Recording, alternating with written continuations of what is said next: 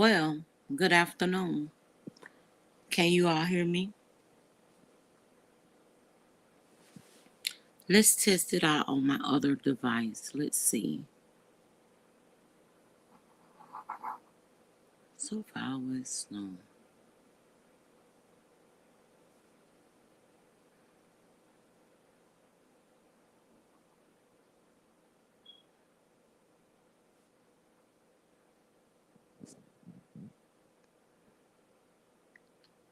Can you hear me?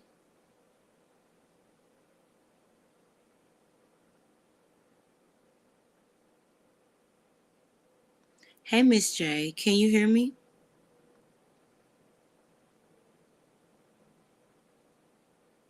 Hear me? Oh, okay, great. So you guys can hear me. I'm using another device. Oh, okay, great. So you guys. Why you say bye boo?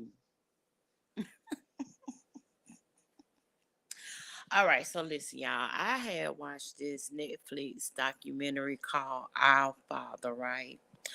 Now, listen, in the beginning of this documentary, I was like, I had so many other, hey, Miss New, thank you.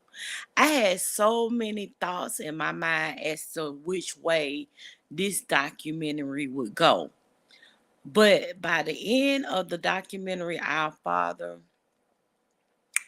I saw it as a different perspective. Now, listen to me, y'all. I know I might be reaching, but it kind of reminds me of the situation that we're in right now, as far as, the Roe versus Wade situation and the depletion of the Caucasian population, right? So the whole documentary, thank you, Chopper Baby. I kind of figured that. The whole documentary is based on a fertility doctor. And in the beginning of the documentary, it was explaining how you remember, guys, when 23andMe and the other, DNA tests came out. A lot of people was taking those tests and they were surprised that some of their family wasn't their family, or they were thinking that their mom cheated on their fathers, or things of that nature, right?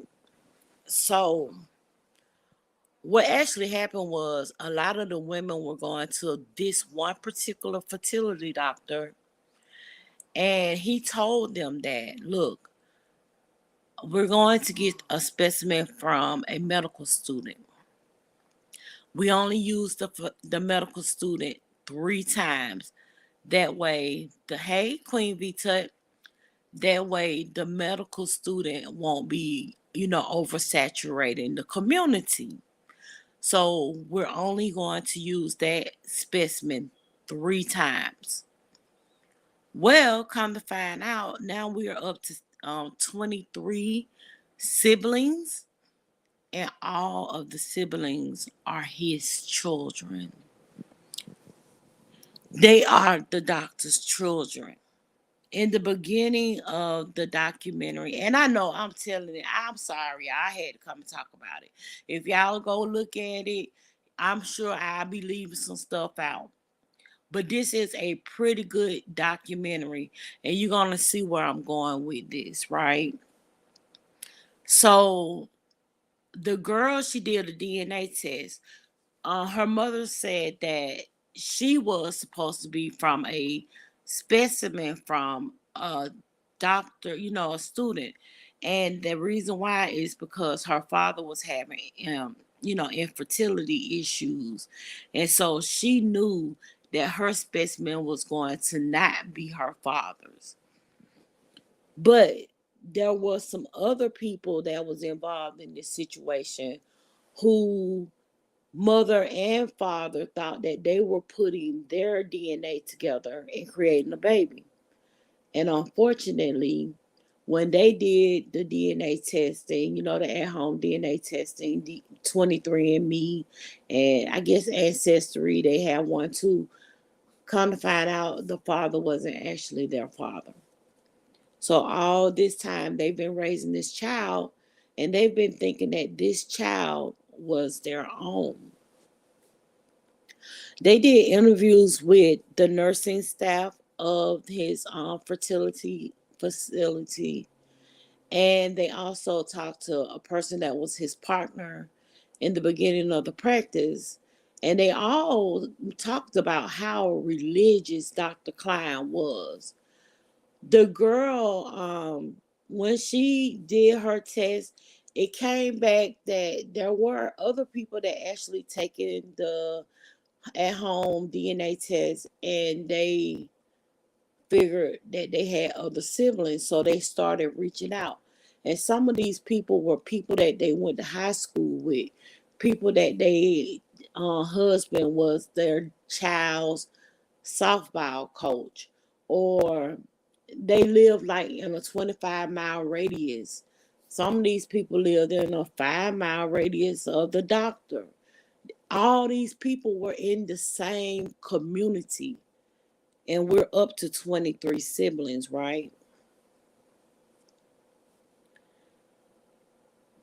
So could you imagine that you find yourself looking at your family, and you like, I'm the only one with blonde hair, blue eyes. My whole family, they're olive skin and they got brunette hair, and I'm the only one that's different. So of course you're gonna go do a DNA test, and you're gonna want to find out, what's the difference between you and your siblings, and also your parents. So every time the young lady would get a ding saying that we found a match to your DNA, she would reach out to them, and come to find out, it'll be a sibling match. And they all got together one day and they were like, we all have the same father. Wow. They was trying to actually find the father, but the father had never taken the DNA test, so they never could find out who the father was. And one day, all of a sudden, one of them said, "What if the father is the doctor?" Now, the doctor family, like his cousins and his family members, they had all taken the DNA test, and they had been on the 23andMe and the ancestry or whatever, and some of them had taken DNA tests. So they started reaching out to them, and the name was different. It was a different last name, and suddenly one of them was like, "Well, do you all have a family member whose name is Klein? Are you related to someone whose name is Klein?" And the family members was like, "Oh yeah, Don, yeah, Don Klein." Well, honey, Don Klein was the doctor, baby. The doctor done went in his office when he had patients come in so that they could get artificially inseminated. And he was actually going into his office and doing a little hand manipulation to his little tallowackle. And he was going and inserting his semen, gotta use proper wording here, his semen into these women. He was getting these women pregnant. These women, they prayed for pregnancy. Some of they interviewed some of the mothers. Some of the mothers were saying things like, I would get phone calls from some of my girlfriends, and they would say that they were pregnant, and I'll just be like, well, congratulations. And once I hang up the line with them, I would be crying because they wanted to have a family so bad with their significant other, or they wanted to, have a family. But come to find out, this man is actually the father to these children. He cool gamer. He actually had fathered these children in his facility. These women thought that they were actually being artificially inseminated by medical students, and it was only going to be maybe a 1 out of 3 chance that their child would have a sibling by one of these medical students. Good afternoon, red vines and popcorn. That's a good combination. So, when I was watching the documentary, I was saying to myself, like, okay, so, what's the big deal? Like, why are they so upset? But then once I thought about it, you all in 25-mile radius of one another. You all live in this small town amongst one another. Um, and some of you all knew each other. What if you all had dated one another? Or what if you married one of your siblings? Because no way am I going to be marrying one of my siblings. Hey, PG Hill. No way. I mean, that's not possible, right?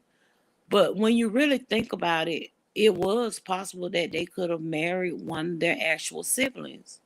And that would have been very crazy, right?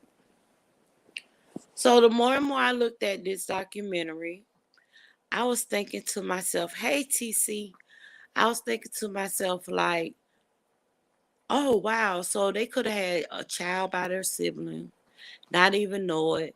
The parent thinking it's a 1 in 3 chance of pregnancy and with, someone else and have a sibling with their child. Some of these parents actually think that the semen used was their actual spouse, and this doctor had been going into his office, ejaculating in a specimen tube and inserting his semen into these people.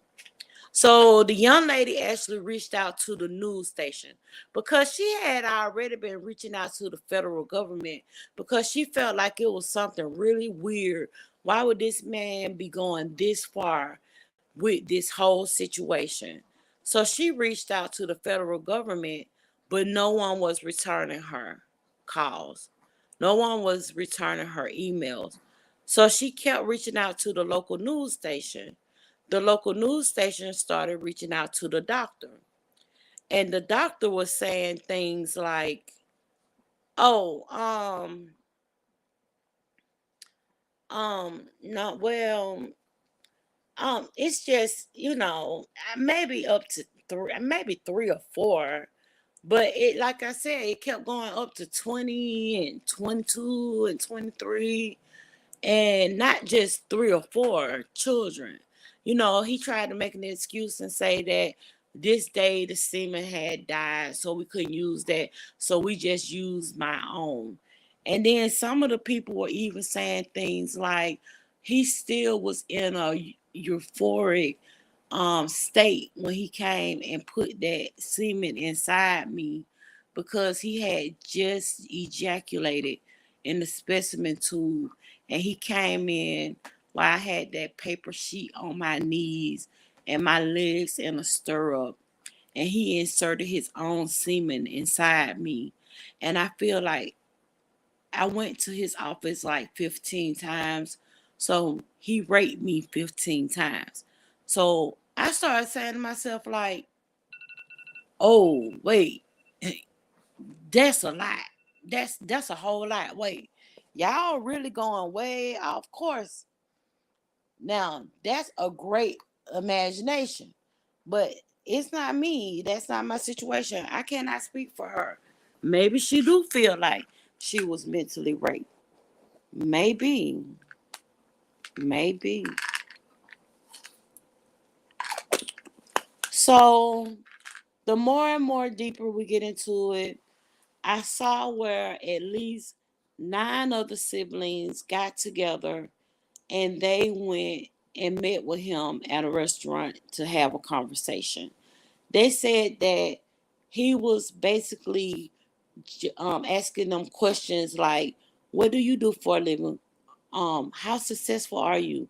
Like he was critiquing them and judging them on how their lifestyle has gone. He didn't have any concern in whether or not um what type of issues that he caused them. And the first person who actually started figuring this out, he had it in for her real bad because he was like, bitch, why you don't mind your fucking business? They said that when he came into the restaurant to greet them and meet them, they did see that he had a gun on his hip.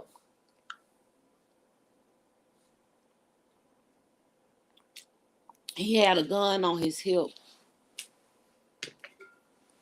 Hey, Bev.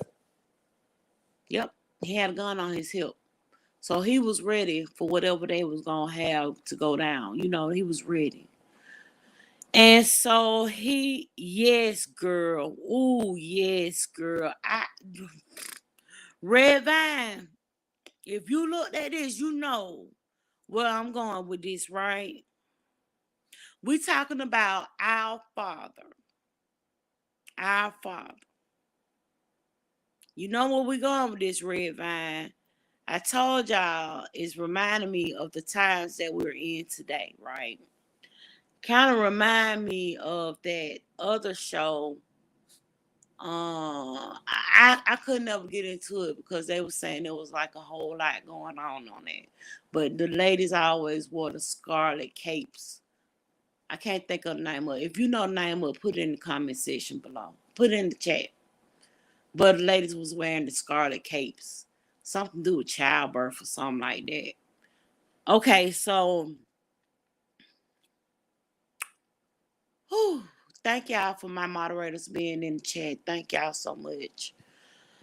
So he comes in, he got his gun, he want to critique them, try and find out what they into, you know, how they living their life, what they doing.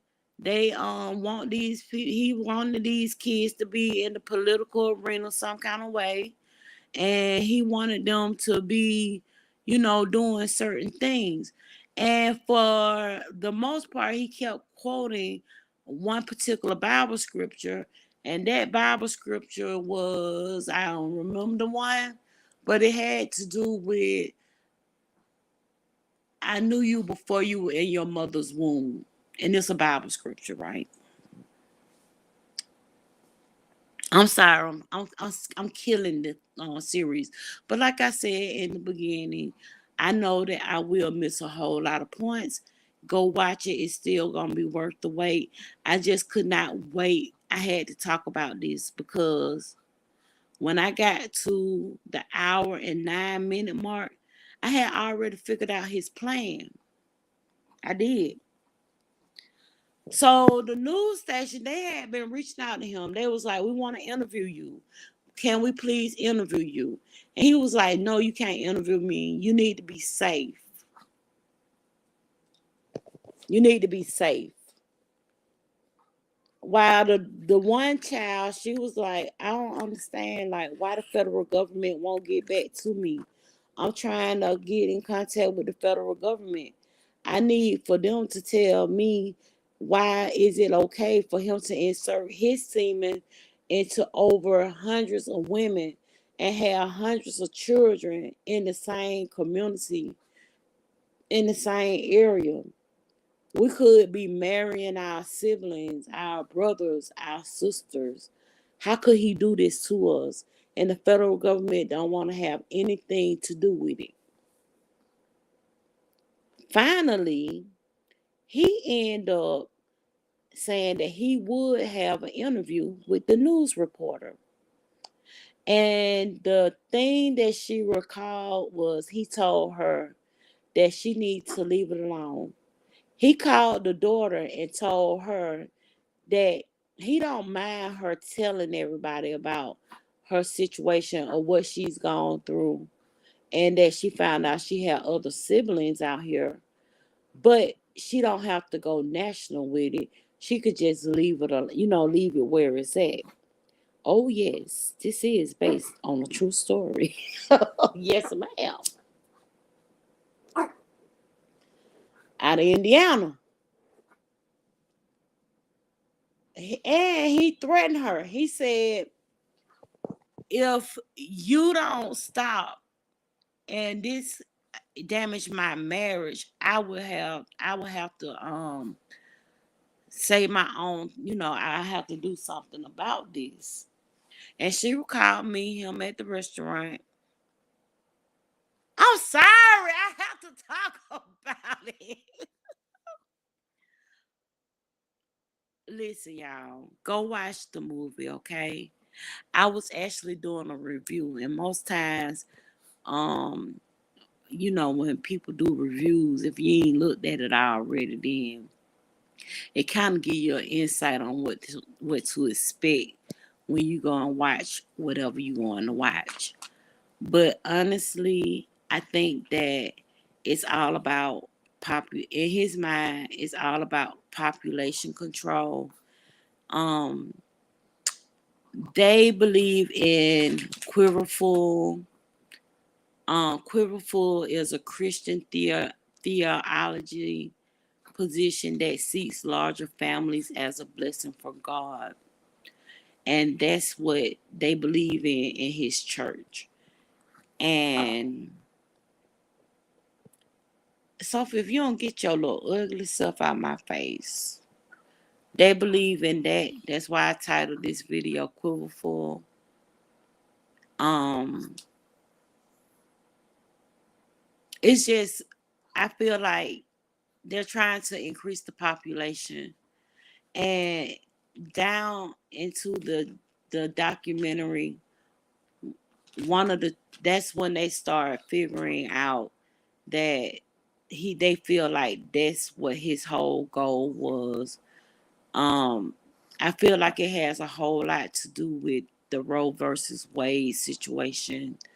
I feel like Roe versus Wade has nothing to do with the black or brown population. It's all because the Caucasian population is depleting, and they feel like if they stop, I think this is my personal thought. I think that they feel that if they stop the white population from having abortions, then making it to be on the state to make the decision on whether or not women can actually abort babies, then it will help them to increase their population. But the one thing that they forget is if these laws are based on population control, then you're not going to be able to deplete the population of black and brown people because they won't be able to go and have abortions either. So, what you talking about, Willis? And I think I didn't never want to talk about Roe versus Wade situation on my channel because I like to have some fun on my channel. I really don't want to talk about these type subjects, but I find myself getting in these situations because I just I have to talk about it. I do. I have to talk about it. I feel like I'm at a point now in my life where it's too late for me to be talking about whether or not I need to go to the down to the Midtown abortion clinic because I'm not gonna get impregnated by anybody. So that's beyond me. But I also have to think about the younger people in my family. If that's what they choose to do, then that's what they choose to do. And no one should be able to tell a female what they should and should not be able to do to their own person. I've always felt like when it came to abortion, I think it's the right of the mother. I think that no matter how many times I go by an abortion clinic and I see all the protesters out there with bags of mildew clothes and things of that nature, that's not going to deter a person from doing what they feel they need to do in order to live their life in the manner in which they want to. And my whole thing with abortion is even if you talk somebody out of having an abortion, what are you going to do with what are you going to do to assist this mother when the baby is here? And I'm not talking about food stamps, welfare, or anything like that, because I've never thought that those programs was good programs for anybody's community. I feel like those programs make people lazy and lackadaisical.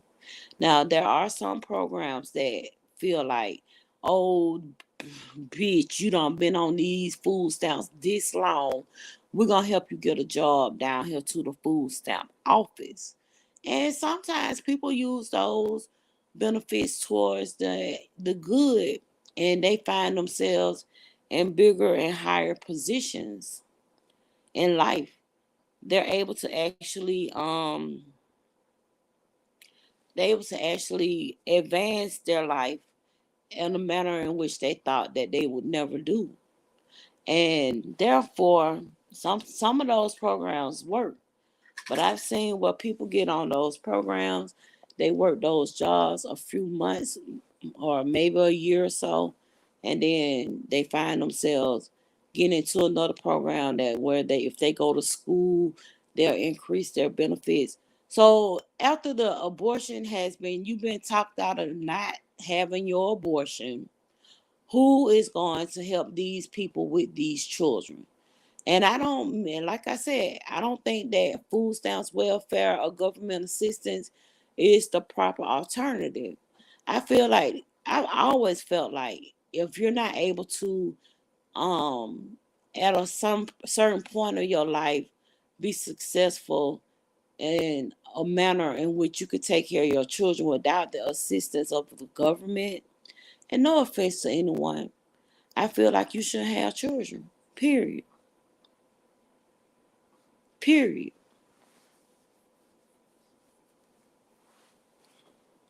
I grew up a lot different from I'm lying because I know a lot of people who parents did raise them without assistance. I'm filling in with the whole little how they always try and put the stigmatization on our community. But I'm sure there are a lot of people that grew up in the same situation as me. Your mama go to the grocery store and she spend them hard earned dollars on the food. And I just feel like if they will allow people to do the things that they need to do, then it'll kind of lighten the load for the whole economy. I feel like with the whole abortion situation, don't be mad because y'all don't, when y'all mix with other people, y'all become them. You can't be mad at all. Please don't be upset because you're wiping out your race. You're not genetically.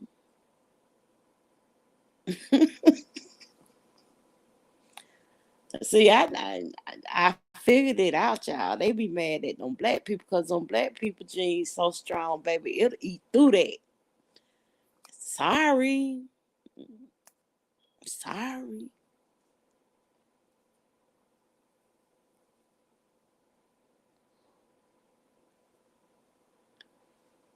And the reason why I'm moving on to this is because I don't want to ruin this for y'all.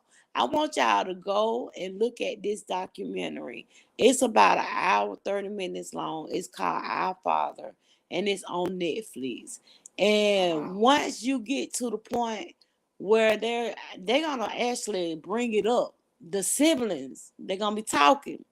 And they're gonna be talking about the depletion of the white race and how they feel like this doctor who went and got a doctorate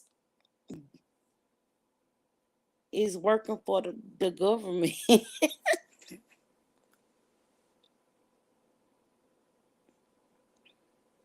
Working for the government. What you talking about, PG? But oh, I know, and you know what, PG, I can't stand you, cause guess what? I said the same thing, but at that time they didn't care. Are you talking about way back then? At that time, they didn't care because it was more help.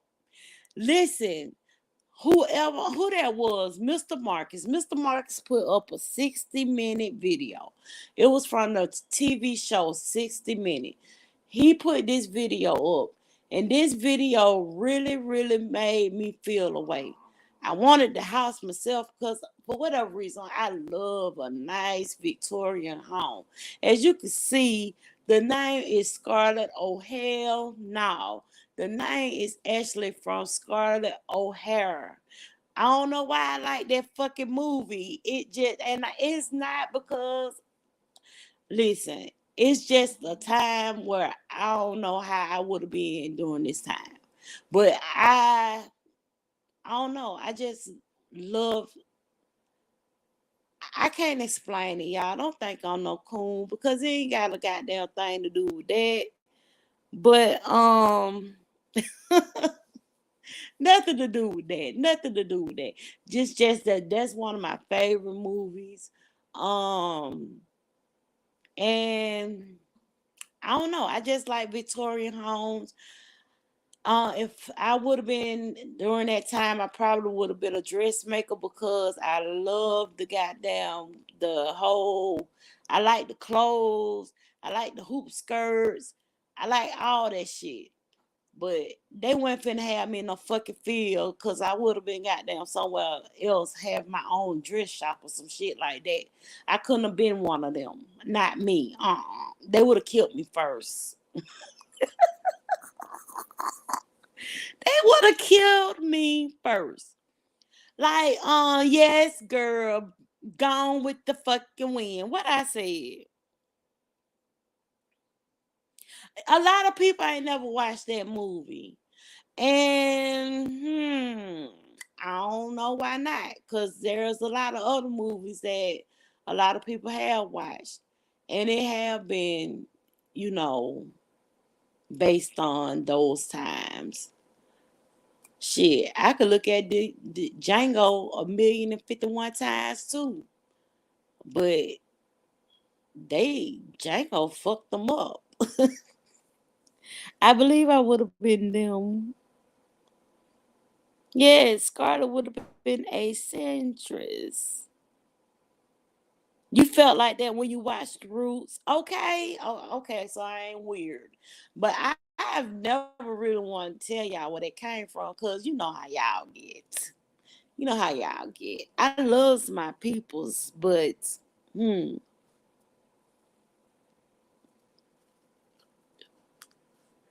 never want to say it. But she's based off Scarlett. You know, Scarlett was a feisty little something. And so I assume that I based it off of Scarlett.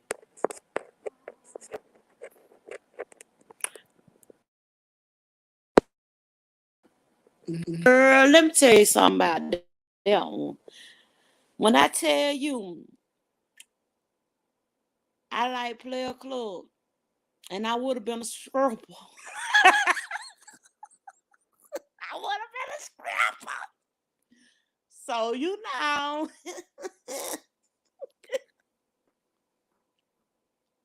Right, I'm here at the right time. And if you believe in reincarnation, maybe that's where you get some of your feistiness from. Who knows? And I just wonder, do we still remain the same? I don't know. But that's why. So based on that, I'm changing the subject, y'all, because I really didn't want to ruin this for y'all. But I just wanted y'all to go and see that this documentary, when was it? When, let me see, when was it actually created? Hold on. I want to see when it was.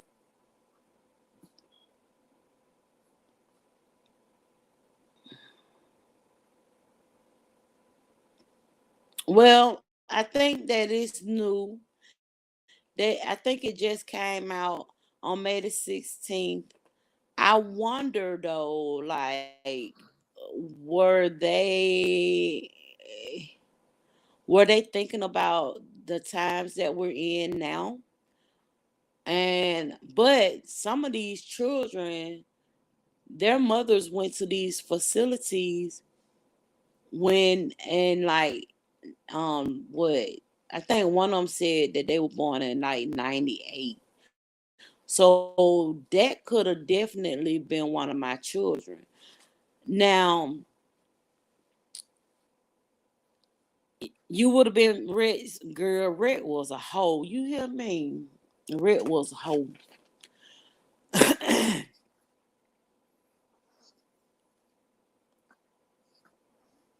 But yeah, one of them could have been my children. But like I said, when you that you know how you go into a doctor's office, especially like what you call it, the the doctor that do the baby doctors. And when you go in there, they have like all the little babies up on the wall that they delivered in that office. Well, a lot of these mothers they went back and took their babies to pictures to Dr. Klein's office, and he had all their little pictures on the little court board, and it was all the white babies on the little court board. But they didn't know all them little white babies were brothers and sisters. They didn't know all them little white babies were brothers and sisters. They didn't know that. For all you know, they weren't going to Jack and Jill, I can tell you that. But for all you know, they could have been going to kindergarten together and PTA meetings and didn't even know that that was their brother and sister.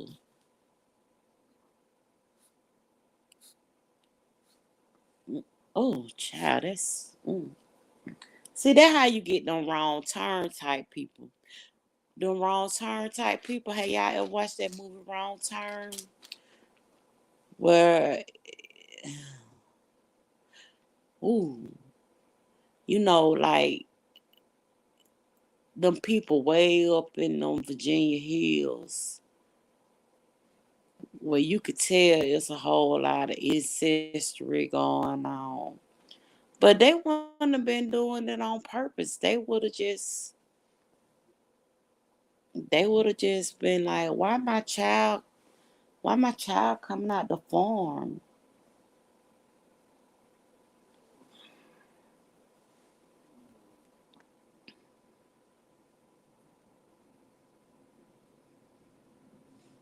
Um, Weird. But I'm done. I'm over talked. I've talked enough. Um, Hopefully my video don't get to problem else they've been saying today. I don't know. And I did see that let me see.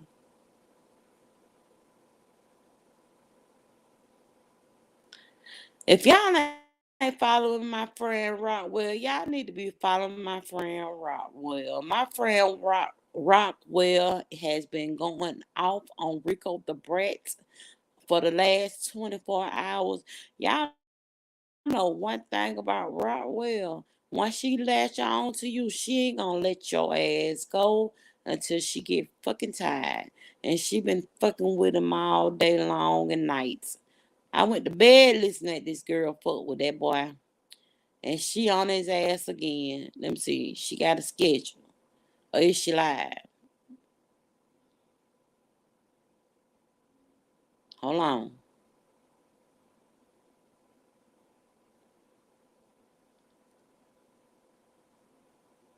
Oh, she was live 10 minutes ago. So y'all go over there and look at that video. And I'm about to hang it up. So the another video I wouldn't mind y'all going to look at because I'm gonna go look at it too once I end this live. But this video is by a girl named Brittany Vaughn. I'm gonna put that on my community wall. Brittany Vaughn has a video. It's a true crime video, and it's called "Husbands Buried Outside of Bedroom Windows." God damn. So I'm gonna share that on my community wall. It's gonna say this one.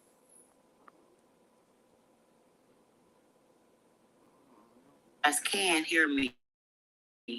Oh, shut up, girl. Shut up. Listen, I am not gonna get into that with y'all. Look, she said I may be telling my age, but my aunt took me to a college wall for protest when we were not. Oh, yeah, you are. You're telling your age. I did look, I saw something else, y'all, too. I saw that where black kids back then, the people were like, they did everything. They was a very good student. They made sure that they were top of their class. They did everything that they were required to do. But I didn't know that the damn mamas and daddies was like, my child is not graduating with him. These people are ridiculous. How do they think? And to think we haven't outgrown that. We're still in this same situation. It's like, when will you all ever grow up? I could tell you when it comes to maturity, they are lacking. You hear me? It's a whole lot of lacking going on when it comes to that. Girl, they was not saying that. Okay, well, some schools, they were like, no, they completed everything that they need to do. They made it to the end. Some of them was like, we'll mail you your diploma. We'll mail it. And then it was situations also where the schools would be like, well, they did everything they had to do, so they're gonna walk across this stage just like anyone else. And then that person's family will be coming because they're so proud of their student walking across that stage. And then you got QAnon, and QAnon senior them out there. Them people, they out there like, nah, with they goddamn pitchforks and all that. Ridiculous. Ridiculous. And they still acting like that because you see they got their offsprings. Their offsprings. And y'all look forward. I'm gonna have an upload coming up. I'm gonna talk about the most ruthless street gang in the Atlanta streets. I got a update. I got a video that I'm working on. I'll be uploading it in a few days. It's about the most ruthless street gang on the Atlanta streets, and I even rapped. I even rapped on this video, baby. Y'all can't tell me I didn't do that. I laid down on tracks. You hear me? Y'all can't tell me. But did I write this shit, man? Nah, it was an Atlanta rapper. It was an Atlanta rapper. But I want y'all to watch this video and um like I said, I'm a researcher. I love to go and research and do history and all kind of stuff. I love that. That's my life. That's what I do. That was my most that was the class that I had the highest grades in school when it came to history. Actually, language arts, but you wouldn't be able to tell that by the way that I talk. But you would not be able to believe me by the way that I speak today.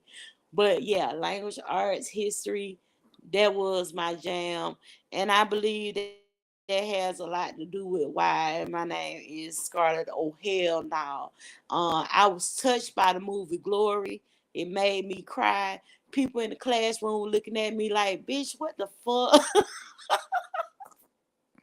But I did. So yes, I'm still video. Get that video a thumbs up. And if you want to give me a cash out, my cash app is $sign Scarlett O'Hare now. At least on that video, I'm gonna put it at the end because a bitch rapping. I'm rapping. I'm gonna end this live. I'm about to go and look at Brittany Vaughn's video. I love the way she does her videos. She's sitting in that camera. She's throwing that makeup on. She looking glamorous when she's done, and she telling us about these crazy ass killers.